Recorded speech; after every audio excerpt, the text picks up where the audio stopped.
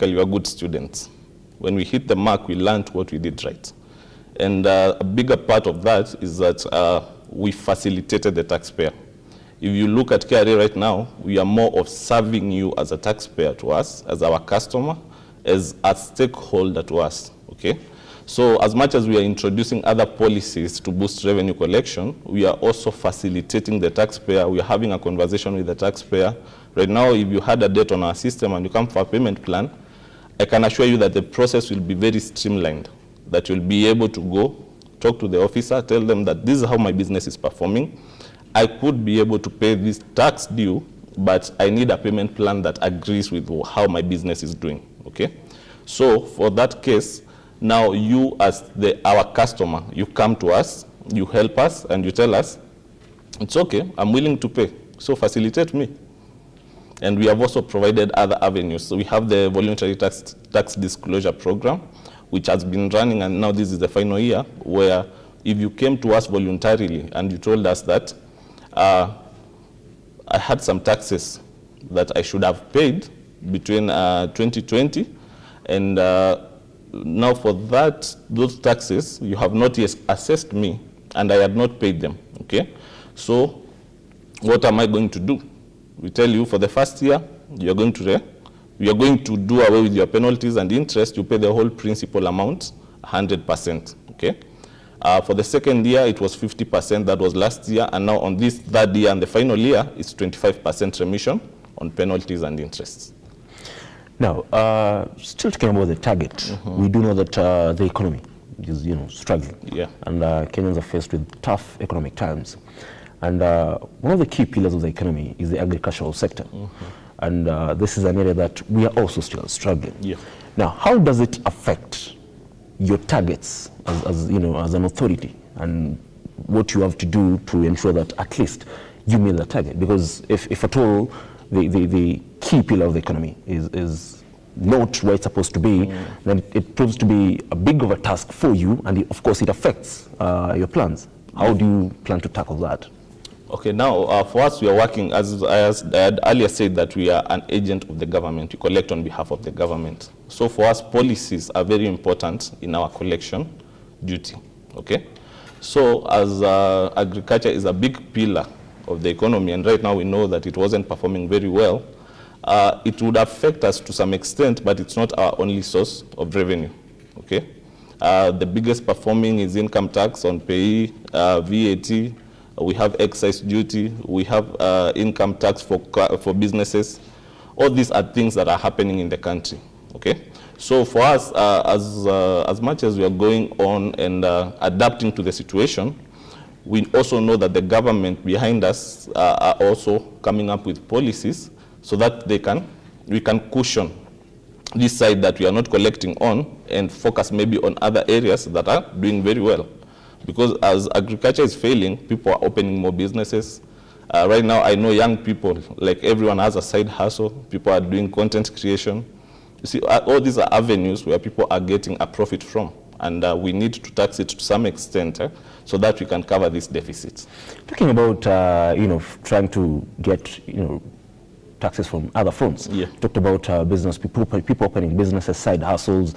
Interesting, because you've talked about content creators, and this is also a group of people who will be in the receiving end. Yeah. There are new tax measures on weighing, they say fake beards.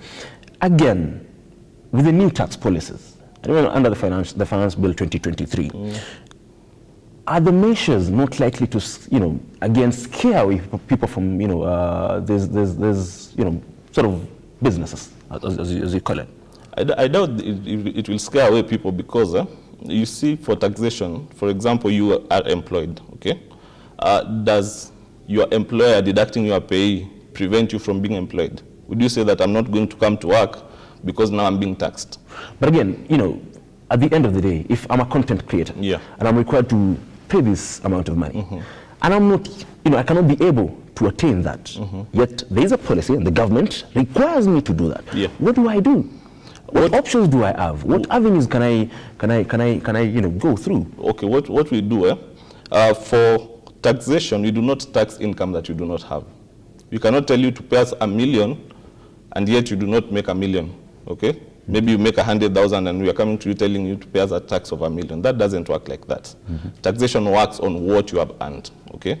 So as a content creator, you have earned $1 million shillings. But because you have not earned it formally, let me use that informal sector, because you have not earned it formally, your employer does not withhold anything from you because you are your own employer, okay? Would it be fair then if we taxed someone who is employed and earning $1 million shillings and failed to tax this other person who is self-employed and earning $1 million shillings? You get my point, huh? So one of the key pillars of taxation is fairness. We need to tax everyone fairly so that everyone can carry the burden of building the economy. Content creators are making a lot of money out there. They're getting paid by YouTube. You see Akina Eve Mongai, we have the Pluto. All these are people who are making money, and they have come out to say we are making a lot of money from content creation, okay? Now, if they are making that much, then wouldn't it be fair for everyone to carry a part of this burden so that it would be easier for everyone? You get it? Now, if we want these taxation policies to be more friendly to the Kenyan, what we do, we come up with measures that allow a lot of people to be taxed on the same, okay? So now that way the burden becomes lighter because it's like a harambe. If you say you had an emergency, you wanted to raise 1,000 shillings. By yourself, you have to give that 1,000 shillings. If you came 10 people, each one would have to give 100 shillings. If there are 1,000 people, everyone would give a shilling, okay? So that's why the president is also insisting very much on tax-based expansion. Because the more people who are paying, the easier for us to meet these targets without overburdening anyone. Talking about, you're talking about tax policies and ensuring that is, a fair playing ground for everybody. There's as well the new additional 8%. Now we are at 16% for, petroleum products. Yeah.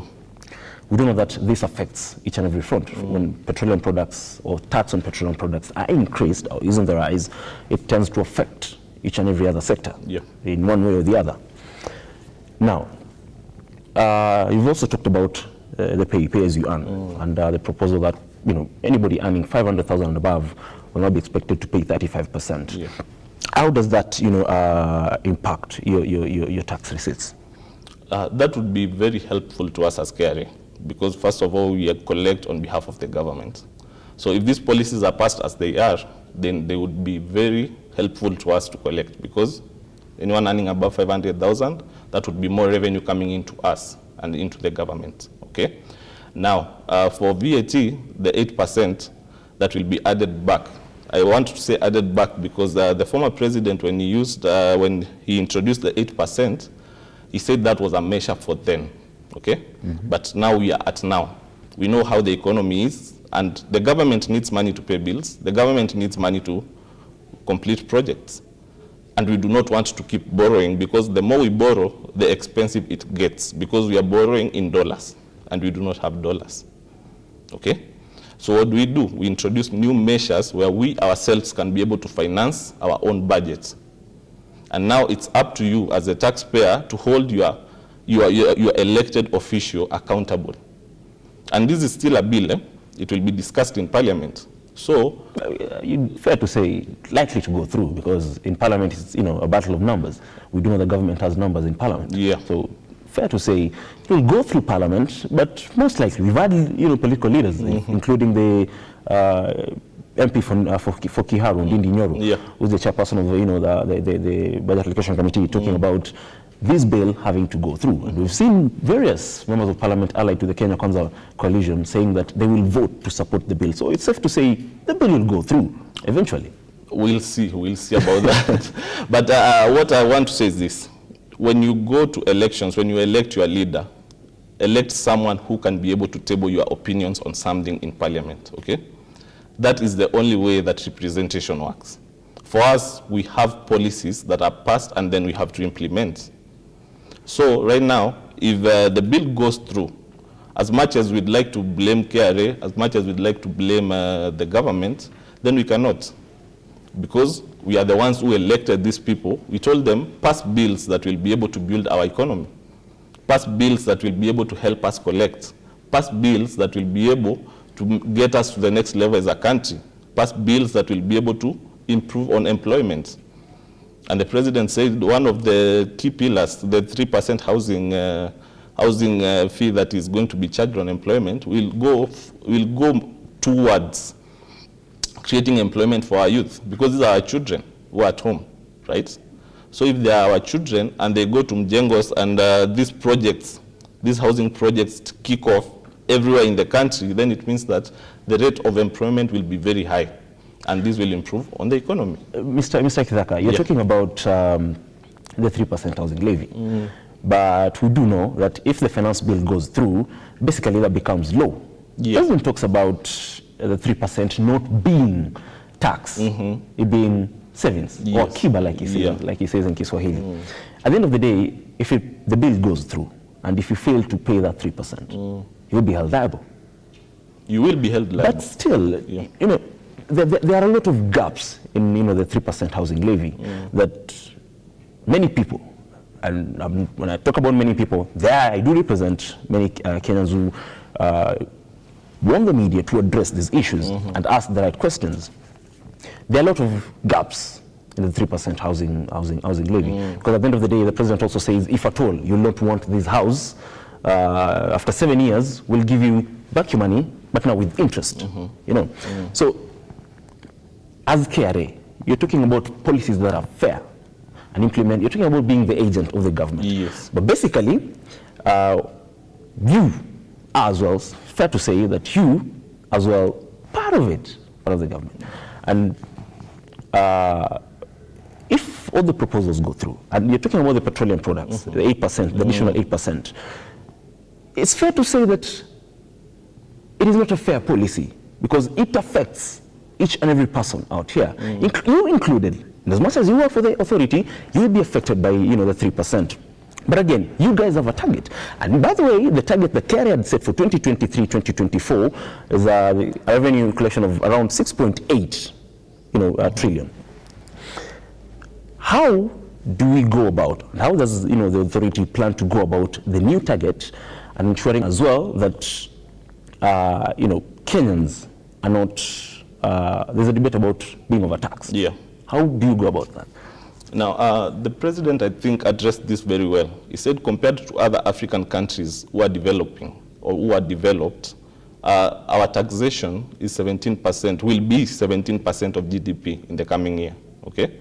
For, I think he quoted Tunisia, Morocco, and some other countries. South Africa. Yeah, and South Africa, and it's around 24%, okay? So there's a 7% deficit. And as I had said, Kenyans make money. They're very hardworking people.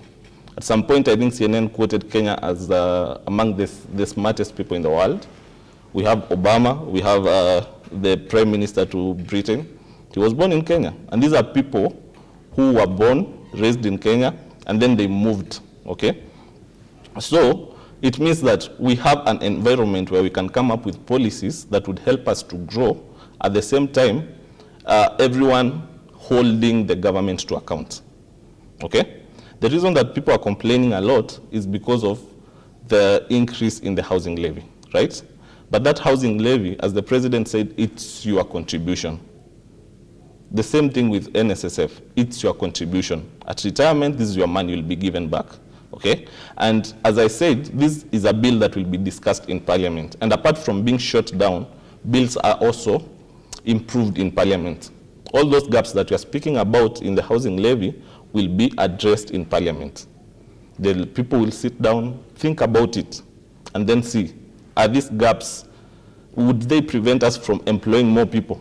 Is it worthy to leave this and now follow up on the gaps alone?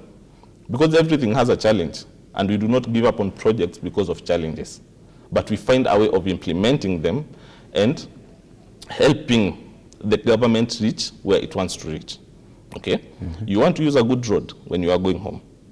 You want to go to a hospital just outside your home village and receive the same kind of health care that you'd receive in Nairobi. But you know, at the same time, Mr. Alex,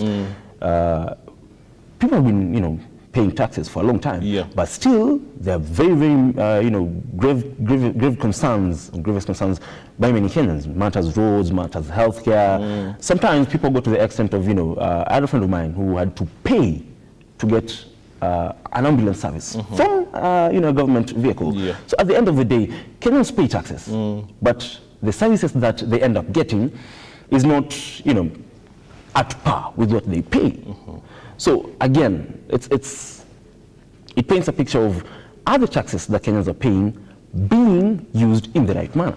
Because at the end of the day, if I'm paying taxes, I do expect that the amount I'm remitting to the government as tax is used accordingly. Talking about matters, growth, and you've talked about the president highlighting South Africa, Tunisia, and all that. Yeah. The economy is expected to grow at a rate of around 6.1%. Yeah. How is that going to, impact revenue collection in the country? Okay, the impact would be that the revenue collection will go up, but by how much? You see, that is the main question. If the economy is growing, then we also should be growing our coffers as a country. We cannot be growing our economy based on debt alone, because this debt has to be repaid at some point. It becomes a liability to us as a country. So to avoid that, we need to have our own collections. So as the economy is growing, then we need to introduce measures on taxation that would help us collect more and have a self-sufficient government, because that is the aim at the end of the day. I know it's okay to borrow, but to some extent. And as a growing and a developing country, we'll also have to look at the long term. Because right now it's growing by 6%. At some point in the future, it might grow by 10%. We do not know, okay? So what then will we do at that time? At some point, it was highlighted that we were at par with South Korea on the growth. Right now, they even lend to us. What did they do different that we should do? Okay? So the impact of that economic growth will be that we will also grow as a country that generates its own revenue. Before we go on a short break, Alex, you've talked about borrowing. The president talked about reducing the borrowing from 1.1 trillion to around 600 billion. But again, one would beg to ask the question, if we reduce that, are we not piling more pressure on Kenyans as well in terms of the taxes that they end up paying? Because it now means with the proposals in place, the amount of tax that Kenyans will be expected to pay will go up. Now, to me, and maybe you'd help me understand this, does reduced borrowing pile pressure on Kenyans in terms of the taxes they're expected to remit? Of course, it will have to pile pressure. And I can use an analogy like this. You want to buy a car, okay?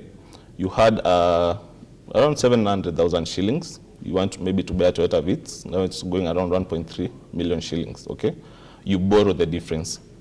So when you're going to pay, you'll pay a little bit more interest, okay? If you bought that car on cash, that's 1.5 million, all of it you will remove from your pocket, you go pay. You pay nothing on interest. You see, you have reduced a liability on your end. So the pressure will come, but in the long run, the country will benefit. Okay? At the end of the day, we are Kenyans for a reason. The reason that we are Kenyans is so that we can build Kenya together. Okay? So if I'm willing to pay so that someone else can benefit from that payment, maybe for future generations, then that makes sense. But it would not be sustainable for all our development to be financed by borrowing.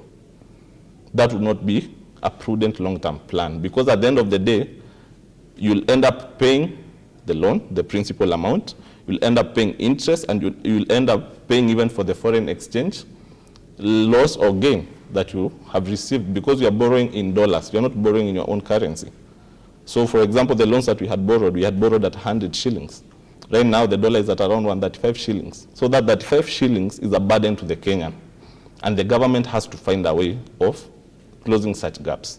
And that's why the president is saying, now it's time for us to feed ourselves. At some point, we were a young nation and it was okay to borrow. But now it's time for us to get money from our own pockets and finance our own projects. Still safe to say that the new tax proposals will be still yet another burden on Kenyans. So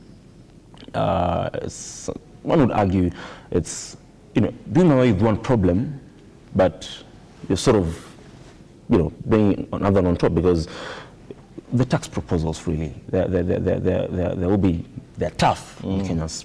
Having it in mind the economic situation in the country, you'd want to think maybe there could be another way out. But sadly, like the president says, there's no way out. But we'll still come back and talk about now matters, filing of returns, the projections. Around 5.6 million did pay tax or file their returns, beg your pardon, the financial year 2020-2022. What is the situation this year? What is the projection in terms of the people you expect to pay, file their returns this year?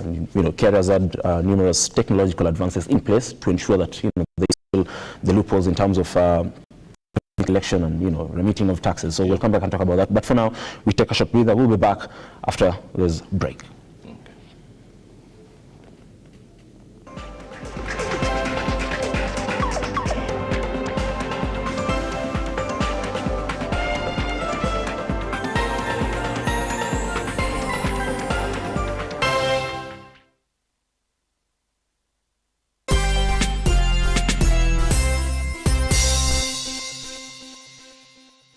Why Malindi? Any idea why the A-list celebrities, politicians choose Malindi as a destination? Is it the sandy, spotless white beaches, the rhythmic, relaxing oceanic waves, or is it the great potential investment opportunity that Malindi has to offer? Dark Balance, we are here with a variety of projects from as low as 99,000 shillings. You get an eighth of an acre with ready title deeds. Book your plot today with only 35,000 shillings and get a free return air ticket. Be the next investor in Malindi with Dark Balance. Call us now on 0740 888 111 or 0740 888 222. Dark Balance. We promise, we deliver. Why wait? 20 Malindi.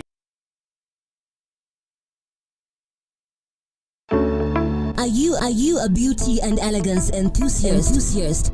Lookup Soccer brings you a live shopping experience with your favorite vendors. Limu Luxury will be selling products ranging from skincare, hair care, body care products, bags, shoes, accessories, wigs, makeup,